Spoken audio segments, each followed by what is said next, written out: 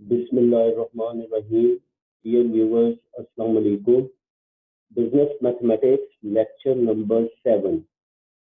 Chapter Matrix. Topic Inverse of a Matrix. 2 cross 2 matrix inverse and system of equation. जी students, आज inverse of matrix है हमारे पास कि हमने मैट्रिक्स का इन्वर्स जो है उसको हमने फाइंड आउट कर। जैसे आप सिंपल कोई भी आपके पास रियल नंबर होता है, अगर आप उस रियल नंबर का रेसिप्रोकल लेते हैं, जैसे 2 है तो आपने रेसिप्रोकल लिया तो रेसिप्रोकल आपके पास 1/2 है, 1/2। तो इसी तरह अगर कोई भी मैट्रिक्स ए है और आपने उसका रेसिप्रोकल लेना है कि 1/a लेना है, तो ये जो रेसिप्रोकल है ये आपके पास मैट्रिक्स के अंदर इन्वर्स कहलाता है। अब सिंपल कहता है कि for some matrices there can be indefinite and other matrix called the multiplicative inverse matrix। वो कहता है कि हमारे पास कुछ मैट्रिसेस ऐसे होते हैं जिसमें उनके इनडेफिनेट मैट्रिक्स जो है वो आइडेंटिफाइड मैट्रिक्स जो है वो क्या करता है, एग्जिस्ट करता है, और वो जो आपके पास मैट्रिक्स होगा उसको हम नाम देते हैं मल्टीप्लिकेटिव इनवर्स, और मोर सिंपली द इनवर्स, या आप उसको सिंपली क्या नाम देते हैं, इनवर्स ऑफ। अब वो कहता है the relationship between a matrix A and its inverse denoted by A inverse A की पावर -1। तो जहां पर भी ये नोटेशन आपके पास होगी ए की पावर -1, तो इसका मतलब ये मैट्रिक्स ए का इनवर्स है। वो कहता है is that the product of A and A inverse in और other order result in the identity matrix. वो कहता है कि इन दोनों मैट्रिक्स के दरमियान जो रिलेशनशिप है कि अगर आपके पास एक मैट्रिक्स ए है और आपने उस मैट्रिक्स ए का इनवर्स लिया, अब वो कहता है कि अगर आप ए और ए इनवर्स का प्रोडक्ट लेते हो, इसका मतलब ए मल्टीप्लाइड बाय ए इनवर्स या ए इनवर्स मल्टीप्लाइड बाय ए, तो आपके पास जो मैट्रिक्स ऑब्टेन होगा वो आपका क्या कहलाएगा, आइडेंटिटी मैट्रिक्स। अगर स्टार्ट में जब हमने टाइप्स ऑफ मैट्रिक्स को डिस्कस किया था तो उसमें हमने आइडेंटिटी मैट्रिक्स का जिक्र किया था। आइडेंटिटी मैट्रिक्स क्या होता था, स्क्वायर मैट्रिक्स होता था, डायगोनल एलिमेंट्स 1 होते थे और रिमेनिंग एलिमेंट्स क्या होते थे, 0 होते थे। तो अगर आप किसी भी मैट्रिक्स को उसके इनवर्स से मल्टीप्लाई करें, इसका मतलब ए इंटू ए इनवर्स या ए इनवर्स मल्टीप्लाइड बाय ए, तो याद रखें आपके पास जो मैट्रिक्स ऑब्टेन होगा वो आपका आइडेंटिटी मैट्रिक्स कहलाता है। अब याद रखें वो कहता है the inverse is similar to the reciprocal in the algebra of real numbers. वो कहता है कि इनवर्स जो है वो अलजेब्रा के अंदर अगर आप रियल नंबर्स का रेसिप्रोकल लेते हैं तो वो जो रेसिप्रोकल है वो आपका बेसिकली क्या है, इनवर्स है। ये मैंने स्टार्ट में भी बताया कि inverse basically reciprocal of a matrix होता है। Multiplying a quantity B by the reciprocal 1/b, एक आपके पास क्वांटिटी बी है, अगर उसका रेसिप्रोकल क्या होगा, 1/b। जैसे मैंने 2 कहा, उसका रेसिप्रोकल क्या होगा, 1/2। अगर आप b और 1/b का प्रोडक्ट लेते हो तो इसका मतलब b मल्टीप्लाइड बाय 1/b, तो b से कैंसिल हो गया तो रिमेनिंग आपके पास क्या बच गया, 1 बच। तो इसी तरह वो कहता है कि मैट्रिक्स के अंदर जो आपका आइडेंटिटी मैट्रिक्स है, इस मैट्रिक्स को अगर आपको याद हो हम एक और नाम भी देते थे जिसको आप यूनिट मैट्रिक्स का नाम देते। तो मैट्रिसेस के अंदर जो यूनिट मैट्रिक्स होता है उसका मतलब 1 होता है, ये 1 के इक्वल होगा।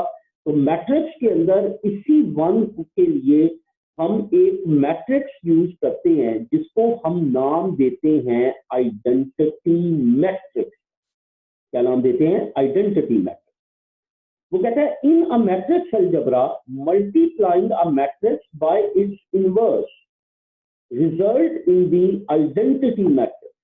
तो मैट्रिक्स अलजेब्रा के अंदर अगर आप किसी भी मैट्रिक्स को उसके इनवर्स से मल्टीप्लाई करते हैं तो उसके रिजल्ट में आपके पास आइडेंटिटी मैट्रिक्स जो है वो क्या करेगा? एग्जिस्ट। अब कुछ इंपॉर्टेंट ऑब्जर्वेशंस हैं रिगार्डिंग टू दी इनवर्स, या आप इसको रिस्ट्रिक्शंस भी बोल सकते हैं, या आप इसको कंडीशंस भी बोल सकते हैं, या आप इसको ऑब्जर्वेशंस का नाम भी दे सकते हैं। वो कहता है for matrix A to have an inverse, कि आपके पास कोई भी एक मैट्रिक्स ए है, वो कहता है कि उसका इनवर्स एग्जिस्ट करेगा, it must be a square. पहली बात याद रखें कि ये मैट्रिक्स क्या होना चाहिए? स्क्वायर होना चाहिए। जैसे हमने डिटर्मिनेंट पढ़ा, डिटर्मिनेंट में भी हमने कहा कि मैट्रिक्स आपका स्क्वायर होना चाहिए। इसी तरह इनवर्स के अंदर भी पहली कंडीशन है कि मैट्रिक्स आपका क्या होना चाहिए? स्क्वायर होना चाहिए। एंड नॉन सिंगुलर मैट्रिक्स, और क्या होना चाहिए? Non singular. अब अगर आपको याद हो जब हमने डिटर्मिनेंट्स किए थे तो वहां पे मैंने सिंगुलर और नॉन सिंगुलर मैट्रिक्स के बारे में आपको बताया था। हम डिटर्मिनेंट्स की बेस के ऊपर हमारे पास मैट्रिक्स दो तरह के होते हैं, एक सिंगुलर होता है, एक नॉन सिंगुलर होता है। हम कहते थे कि अगर हमारा डिटर्मिनेंट 0 के बराबर है तो वो सिंगुलर है, और अगर हमारा डिटर्मिनेंट 0 के बराबर नहीं है तो वो नॉन सिंगुलर मैट्रिक्स है। और नॉन सिंगुलर मैट्रिक्स का मतलब कि डिटर्मिनेंट जो है वो 0 के बराबर नहीं होना चाहिए। आपका डिटर्मिनेंट जो है ये 0 के इक्वल नहीं होना चाहिए, तो फिर आपका इनवर्स जो है वो क्या करेगा? एग्जिस्ट करेगा। वो कहता है the inverse of A will also be square and of the same dimension as A. वो कहता है कि आपका मैट्रिक्स ए है, वो अगर वो स्क्वायर है तो फिर इनवर्स भी स्क्वायर मैट्रिक्स होगा और उसकी भी डायमेंशन क्या होगी? सेम होगी। कि अगर ए की डायमेंशन 2 क्रॉस 2 है तो ए इनवर्स की डायमेंशन भी 2 क्रॉस 2 होगी। अगर ए 3 क्रॉस 3 है तो ए इनवर्स की डायमेंशन भी 3 क्रॉस 3 होगी। डायमेंशन का मतलब ऑर्डर होता है, number of rose and column.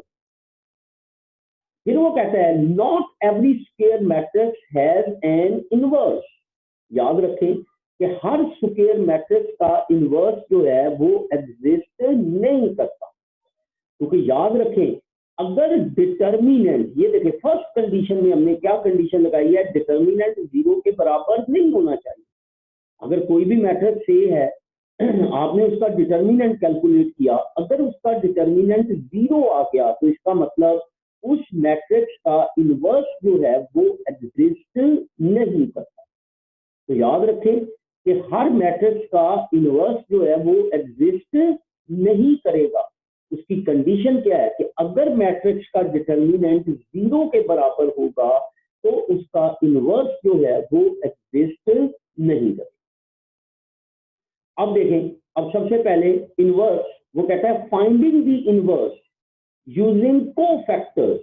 अब याद रखें इनवर्स को कैलकुलेट करने के 2-3 तरीका कार हैं, लेकिन हमारे बिजनेस मैथमेटिक्स के अंदर जो सबसे ज्यादा तरीकाकार हम इस्तेमाल करते हैं वो हमारा कोफैक्टर मेथड। ये लास्ट लेक्चर नंबर 15 के अंदर आपने कोफैक्टर्स और एडजॉइंट मैट्रिक्स को डिस्कस किया था। अब वही कोफैक्टर और एडजॉइंट मैट्रिक्स ही आपका यूज होगा to calculate the inverse of the matrix. वो कहता है a method for determining the inverse of matrix utilize the matrix of cofactor. कि हमने मैट्रिक्स ऑफ कोफैक्टर को, वो कहता है, यूटिलाइज करना है, और यूटिलाइज करते हुए हमने अपने मैट्रिक्स का इनवर्स जो है वो क्या करना है? Find out. अब इनवर्स को कैलकुलेट करने का जो सिंपल फॉर्मूला आपके पास एग्जिस्ट करता है, वो कहता है the inverse of a non singular matrix से। कंडीशन उसने क्या लगाई कि मैट्रिक्स आपका नॉन सिंगुलर होना चाहिए। Is the matrix A inverse, और इसको हम डिनोट किससे करते हैं, ए इनवर्स। तो याद रखना है मैट्रिक्स आपका स्क्वायर होना चाहिए, दूसरा मैट्रिक्स आपका नॉन सिंगुलर होना चाहिए। अब देखिए ए इनवर्स 1 over डिटर्मिनेंट, ये देखिए डिटर्मिनेंट। अब डिटर्मिनेंट को आप डेल्टा से भी डिनोट करते थे। डिटर्मिनेंट को मैंने बताया था कि मैट्रिक्स लिख के उसके अगेंस्ट आप उसको दो वर्टिकल लाइंस के साथ आप क्या करते हैं, डिनोट करते हैं। ब्रैकेट्स की जगह क्या यूज करेंगे, vertical line into adjoint of A. Adjoint हमने लास्ट लेक्चर 15 में हमने डिस्कस किया था, और साथ उसने लिखा कंडीशन भी साथ हमेशा लिखनी है कि where determinant of A not equal C, कि आपका डिटर्मिनेंट जो है वो 0 के बराबर नहीं होना चाहिए। अगर डिटर्मिनेंट 0 है तो आप सिंपल लिख देंगे A inverse does not exist. अगर डिटर्मिनेंट 0 के बराबर नहीं है तो फिर आपका इनवर्स जो है वो क्या करेगा, एग्जिस्ट करेगा। आप इसको इस तरह भी लिख सकते हैं, A inverse 1 over delta into A जे आपका एडजॉइंट। एडजॉइंट के लिए मैंने आपको बताया था कि आप ये तरीकाकार भी इस्तेमाल कर सकते हैं, एडजॉइंट को आप ए जे से भी डिनोट कर सकते हैं, where delta is not equal 0, कि आपका डेल्टा जो है वो 0 के बराबर नहीं होना। अब देखें, अब हम चलते हैं सबसे पहले 2x2 के अंदर। इसमें अपने दो एग्जांपल्स हम यहाँ पे डिस्कस करेंगे।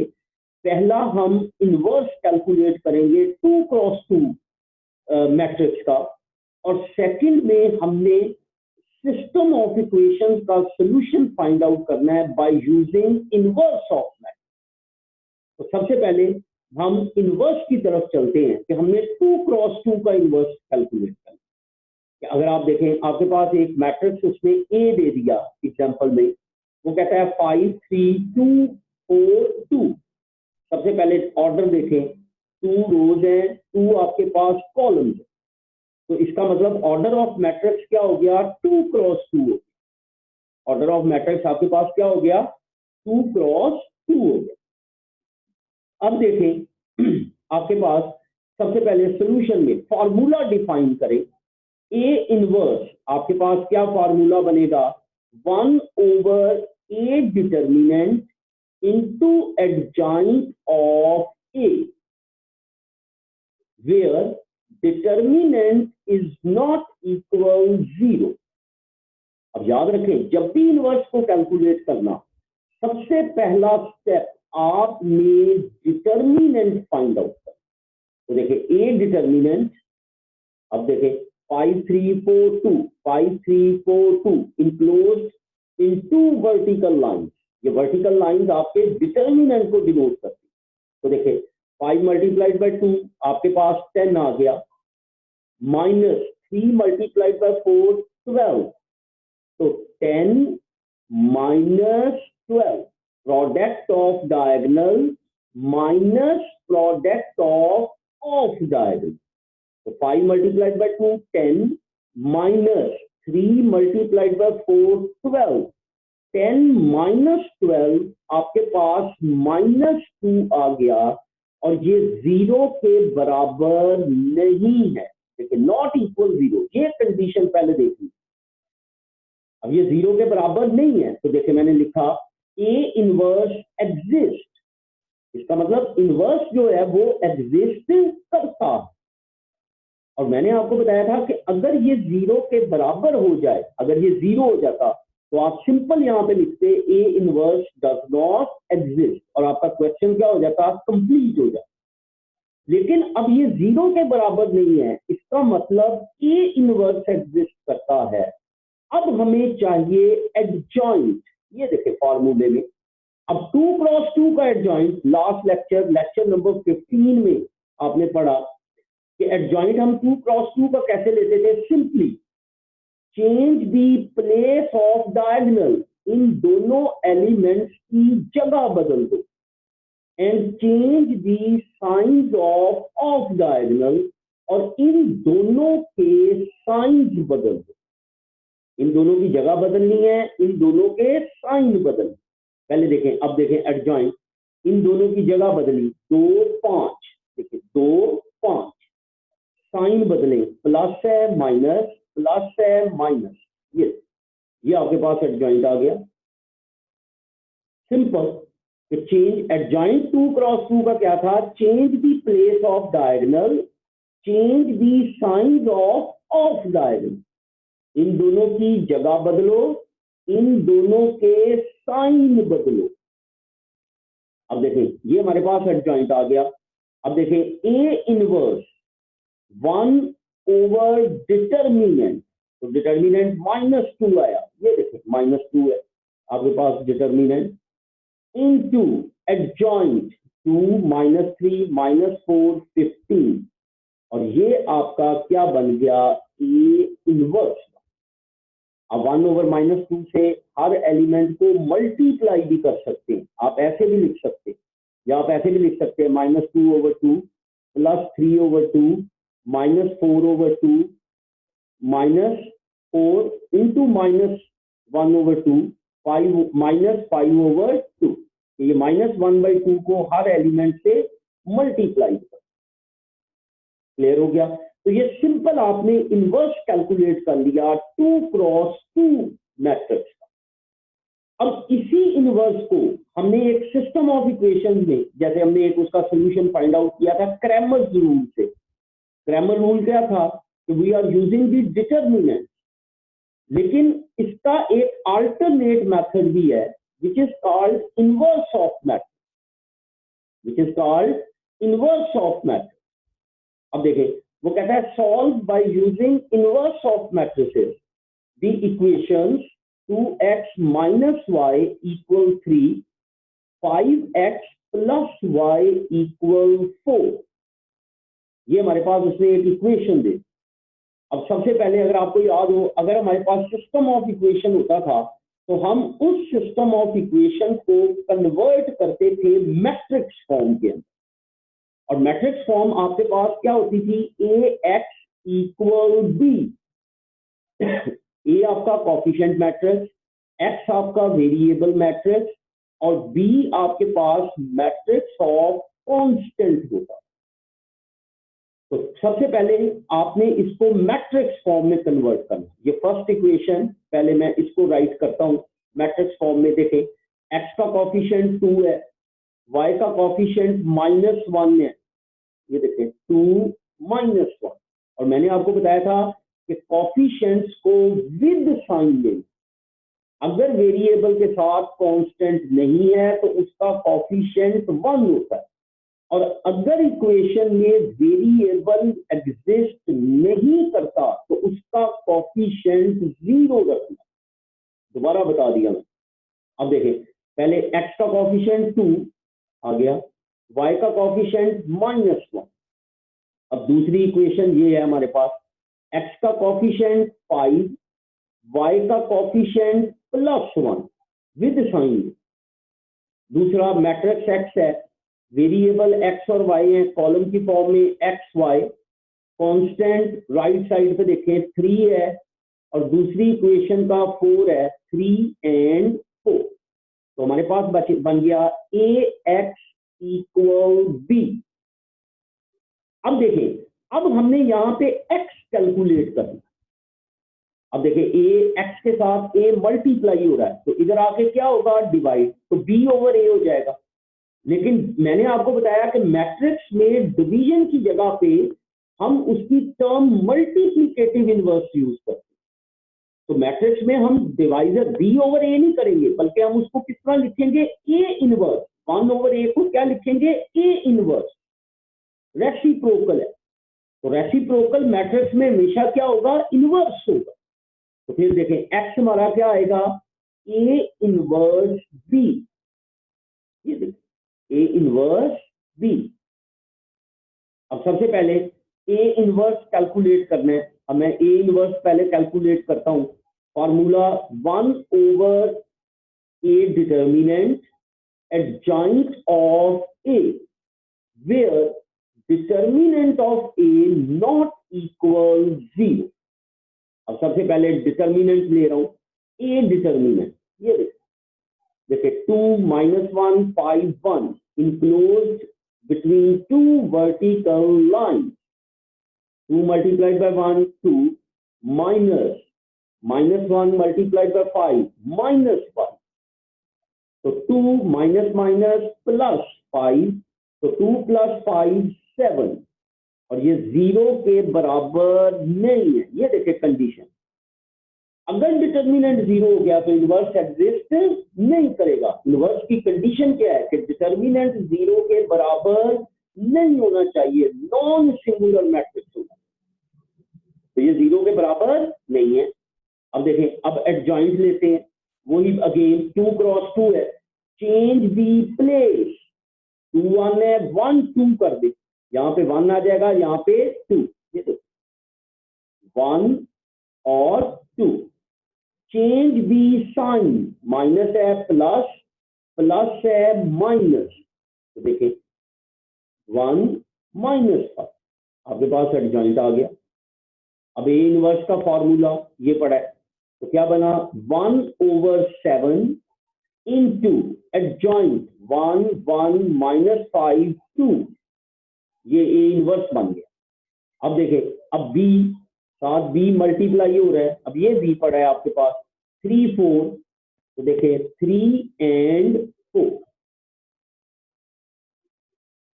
क्लियर। अब ये देखिए ये दो मैट्रिक्स मल्टीप्लाई हो रहे हैं, अब इसको मल्टीप्लाई करें, 1 multiplied by 3, याद हो पहली रो पहला कॉलम, याद हो पहले की रो लेते थे दूसरे का कॉलम, पहली रो पहला column, 1 multiplied by 3 3, 1 multiplied by 4 4, तो देखिए 3 plus 4, -5 multiplied by 3 -15, 2 multiplied by 4 plus 6, yeah, तो 3 plus 4 7, -15 plus 8 -7, क्लियर हो गया जी।